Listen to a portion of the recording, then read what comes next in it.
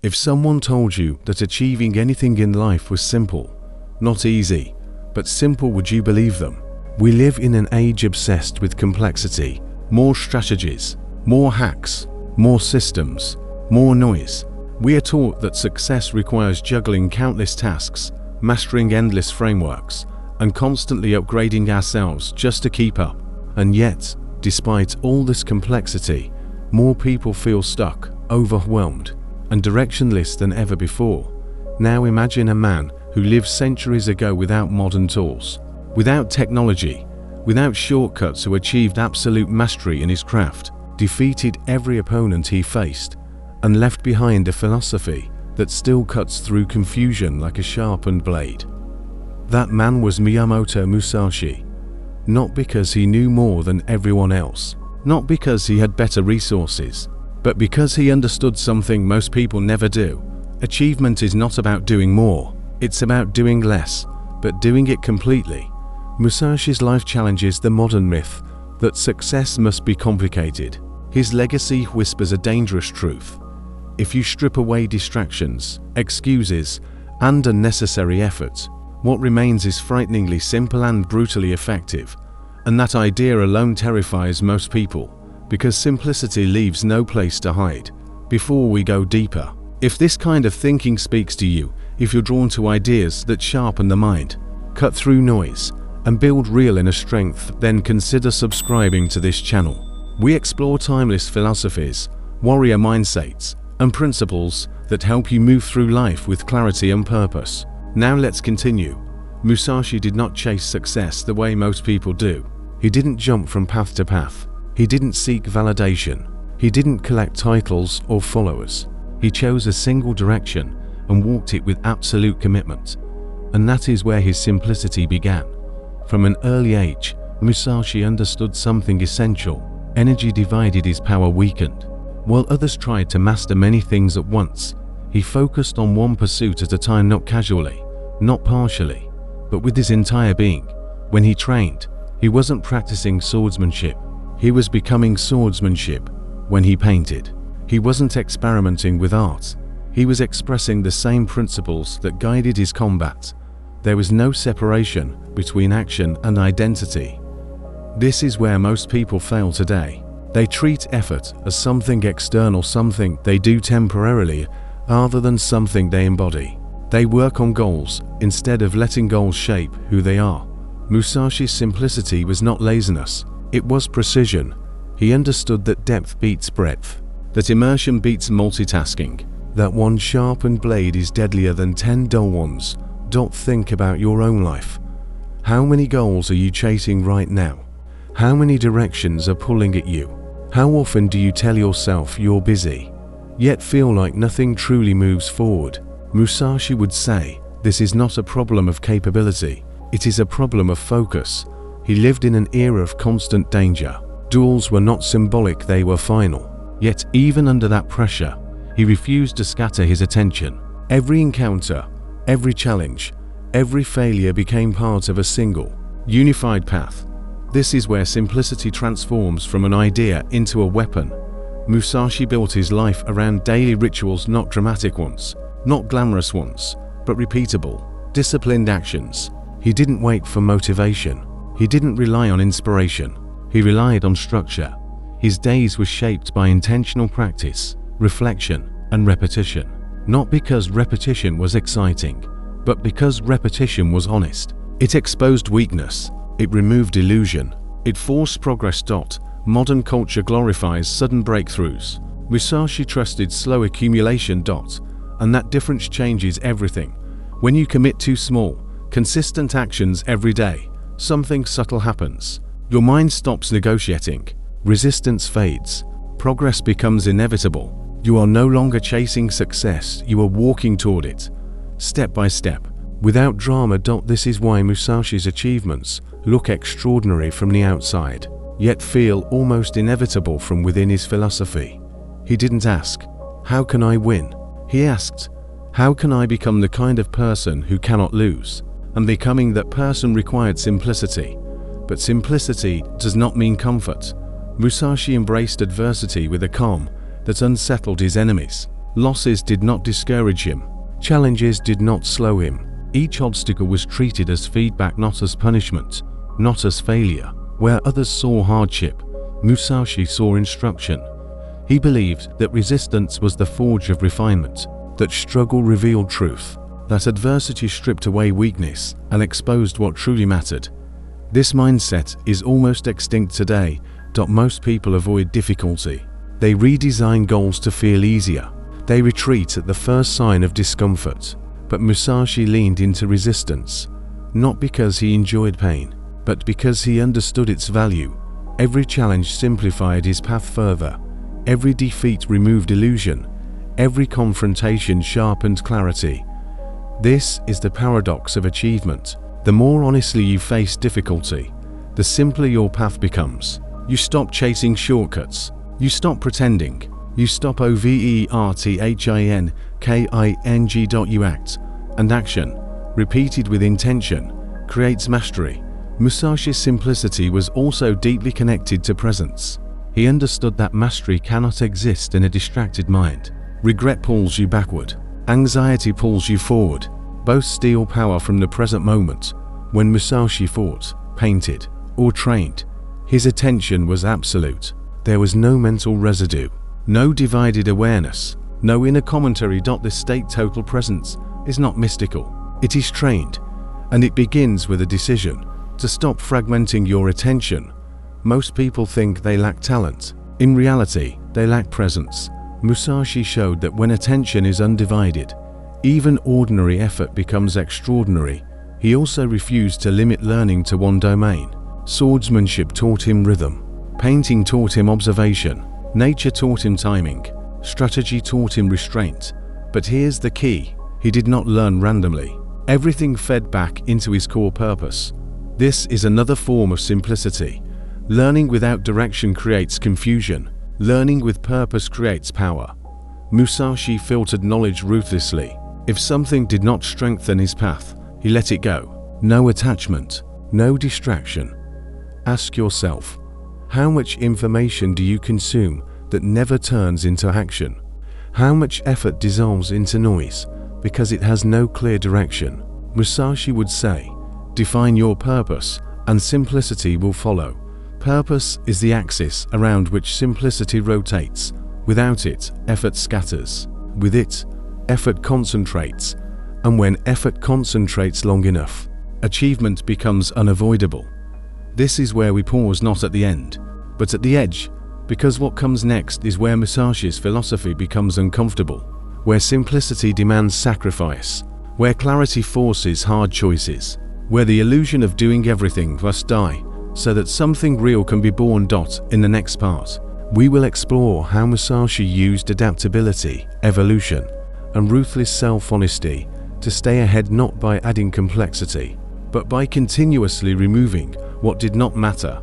Because the truth is this: you don't need more tools, you don't need more motivation, you don't need a better system. You need a simpler path and the courage to walk it. And Musashi shows us exactly how. Simplicity, when taken seriously, begins to demand something from you. At first, it feels relieving. You remove distractions, you narrow your focus, you stop chasing 10 goals at once.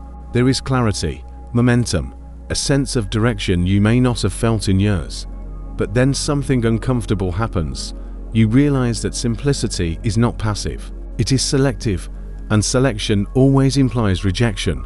Miyamoto Musashi understood this better than most. His life was not simple because it was easy. It was simple because he made hard decisions early and stood by them without apology. He rejected the safety of schools and rigid traditions. He rejected constant validation from peers. He rejected the illusion that success required approval.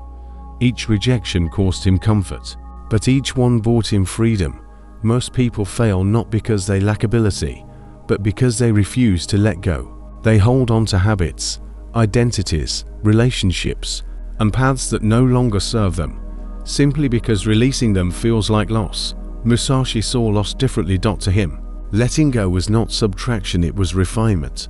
When you remove what is unnecessary, what remains grows sharper. This is where adaptability enters the picture. Many people misunderstand adaptability. They think it means constantly changing direction. Musashi knew better. True adaptability only works when it is anchored to a clear core. He did not adapt randomly. He adapted strategically. In battle, Musashi studied rhythm, not just his opponent's movements, but the flow beneath the movements, the pauses, the hesitations, the emotional cracks. While others relied on fixed techniques, Musashi relied on awareness. This is a crucial distinction. Rigid people memorize moves. Adaptive people read situations, and reading situations requires simplicity of mind.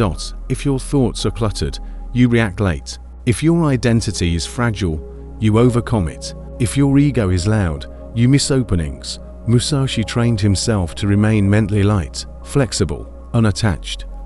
That is why he could arrive late to duels, change tactics mid-fight, or use unconventional weapons without hesitation. He was not attached to how things should look. He was attached to results. This mindset translates far beyond combat. In life, most people lose not because they are wrong, but because they are slow to adjust. They cling to plans even when reality is changed. They defend old identities instead of evolving. They confuse consistency with stubbornness. Musashi's simplicity gave him speed, not physical speed, but decision speed. Because he was not emotionally attached to complexity, he could pivot without panic. He could discard what no longer worked without feeling diminished. This ability to change without losing yourself is one of the highest forms of mastery, but it requires brutal honesty. Musashi constantly evaluated himself, not with self-hatred, but with precision. He did not romanticize his weaknesses. He studied them. He did not protect his pride. He protected his path. This is another reason his approach feels uncomfortable to modern minds. We are taught to protect our self-image. Musashi protected truth, and truth simplifies everything. When you stop lying to yourself about where you are, the next step becomes obvious. When you stop justifying poor habits, discipline becomes easier. When you stop pretending you want everything, choosing one thing no longer feels like loss. Musashi's writings reflect this clarity. In the Book of Five Rings, he rarely over-explains. He states principles plainly, sometimes almost harshly, not because he lacked empathy, but because clarity matters more than comfort. He believed that if something mattered, it should be simple enough to act on. And action is where simplicity proves itself. Musashi did not theorize endlessly.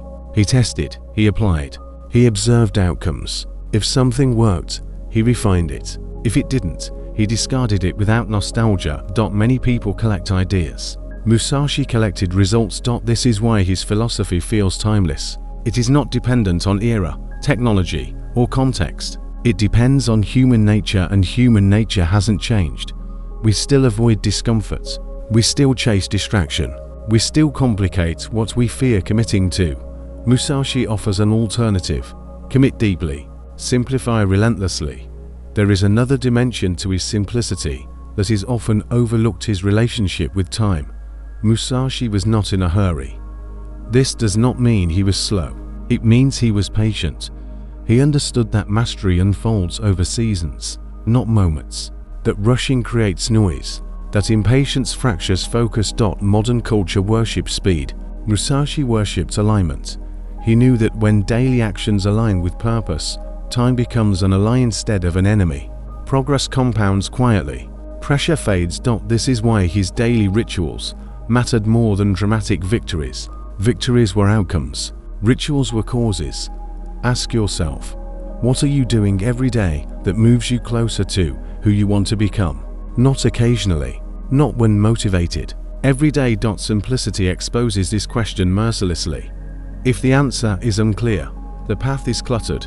Musashi also understood that purpose is not discovered once, it is clarified repeatedly.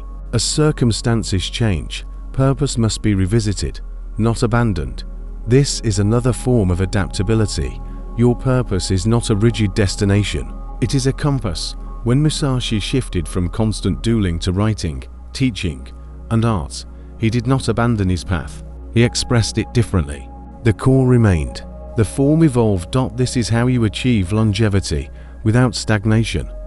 Many people either cling to old forms too long or abandon their path entirely at the first pivot. Musashi shows a third option: evolve without betrayal. This requires deep internal alignment. You must know why you do what you do. Without that clarity, simplicity collapses into minimalism for its own sake. Focus becomes obsession. Discipline becomes rigidity. Musashi avoided this trap because his simplicity was grounded in meaning. Every action served a larger aim: mastery of self. And mastery of self is the one achievement that unlocks all others: money, status, recognition. These are side effects. Musashi did not chase them, yet they followed. Not because he wanted them, but because excellence attracts attention. This is another paradox modern culture struggles with. The harder you chase outcomes, the more they resist. The more you focus on process, the more outcomes align. Musashi lived proof of this principle, but embracing it requires courage, because it demands that you stop outsourcing responsibility. No more blaming systems. No more waiting for permission. No more hiding behind complexity. Simplicity places you in the driver's seat, and that responsibility can feel heavy, which is why most people abandon it halfway. They simplify for a while, then drift back into noise, back into busyness, back into comfort disguised as progress. Musashi did not drift because he respected discipline more than mood. He knew motivation fades. Structure remains. And structure simple, repeatable, intentional is what carries you forward when emotion fails. In the next, we will confront the last barrier to achieving anything simply: fear. Fear of choosing wrong, fear of missing out, fear of committing fully. We will explore how Musashi neutralized fear not by eliminating it, but by placing it in its proper role, because until fear is understood, simplicity will always feel risky. And Musashi's greatest lesson is this: when your path is simple and your purpose is clear, fear loses its power. The final transformation begins there. Fear is the final gate, not fear of pain, not fear of failure, but fear of commitment. This is the fear that stops most people just before their lives could change. They simplify for a while, they focus for a season, they feel progress, and then, just as the path becomes clear, doubt creeps in. Questions arise, alternatives whisper, old habits call them back. What if I choose wrong? What if I miss something better? What if I give everything and still fail? Miyamoto Musashi understood this fear intimately. He faced it every time he stepped into a door where death was not a metaphor, but a possibility. Yet fear never ruled him, because he placed it in its proper position. Fear, to Musashi, was not an enemy. It was information. It showed where attachment still existed. It revealed where the ego still clung. It exposed where clarity was incomplete. This is why simplicity is inseparable from courage. When your path is cluttered, fear multiplies. To many options, to many voices, to many imagined futures, the mind becomes noisy, and fear disguises itself as caution. But when your path is simple, fear has nowhere to hide. Musashi did not waste energy imagining every possible outcome. He committed fully to the present action. His attention was not divided between what-ifs. It was anchored in what is. This is one of his most radical lessons. Achievement does not require certainty about the future. It requires clarity about the next step. Most people delay action because they want guarantees. Musashi acted because he understood that guarantees are illusions. Life offers none. Mastery is built by those who move forward anyway. Simplicity makes this possible. When your purpose is clear, decisions stop being emotional debates. They become logical extensions of who you are becoming. Musashi did not ask himself daily if he felt like training. He trained because training was aligned with his identity. He did not ask whether solitude was comfortable. He chose it because solitude sharpened his path. This is the difference between chasing achievement and embodying it. You do not try to achieve anything. You become the kind of person for whom achievement is inevitable. And becoming that person requires letting go of one final illusion: the need to keep options open. Modern culture treats flexibility as freedom, but unlimited flexibility often becomes paralysis. Musashi showed that true freedom comes from commitment to a direction, not to outcomes. Once he chose his path, he stopped negotiating with himself. That is why his life looks disciplined, rather than conflicted. This is where simplicity transforms into power. When you remove internal debates, energy consolidates. When you stop switching identities, momentum builds. When you accept that not every door needs to be opened, the one you walk through opens fully. Musashi also accepted something most people avoid thinking about: impermanence. He accepted death not with despair, but with clarity. This acceptance stripped fear of its exaggeration.